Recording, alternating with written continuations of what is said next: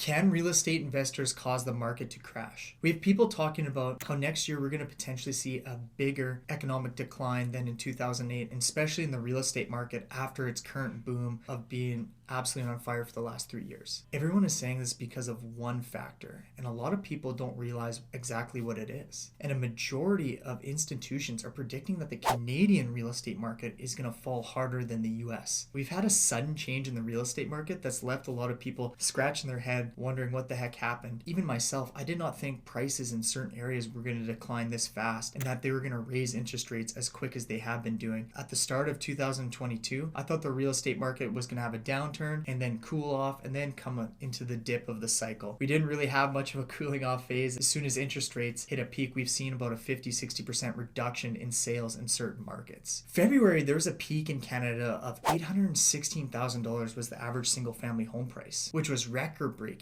Now we take that to the time of recording this video, the average home price is now $644,000.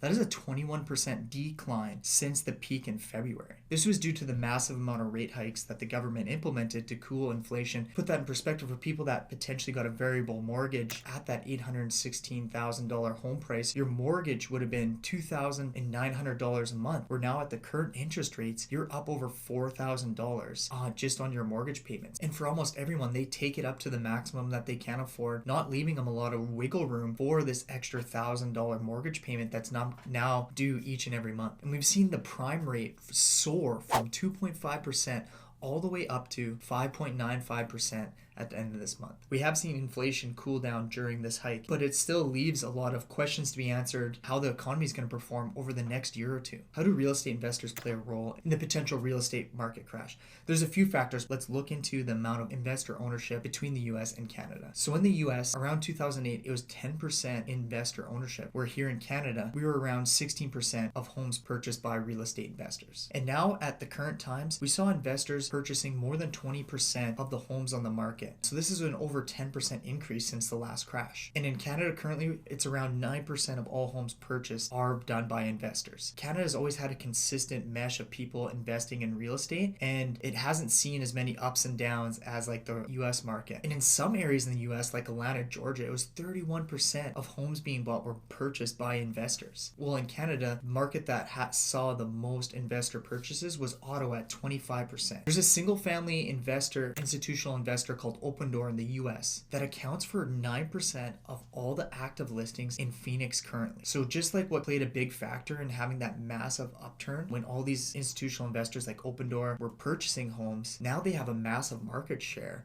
and things are turning down. What could be the potential of them having too much ownership in a certain market? So in 2008, everyone knows what caused it was the subprime mortgages caused us to have a real estate market crash where people were able to qualify with no money down, no income, no credit, and get mortgages. But this now has currently changed where we have a lot more stringent lending requirements for anyone trying to qualify for a mortgage. Even with the current interest rate hikes in Canada, we're only seeing about a 2% foreclosure rate, and in the US, it's still less than 1%. How that's going to turn out in 2023 and ahead, we'll see, because obviously people who did have variable mortgages, hopefully they're going to be able to cover the costs of the extra payment that's going to be coming out. So why are people so worried about investors? And it points back to Open Door, who 67% of the inventory that they bought in Q2, they have now liquidated in the market. So that 9% market share that they have in Arizona causes a massive downturn just in that market because they're liquidating all their assets. When you would compare that to 2008, some prime mortgages only made up 13% of the market. And all these people and institutions are predicting that now investors own over 20% of the market share in the US. If investors were to do a massive exit because they're no longer making cash flow requirements or can't service this debt, it could cause a bigger downturn than what happened in 2008. And here's my argument for all the people that think the Canadian real estate market is going to turn down more than US. If we were going to compare this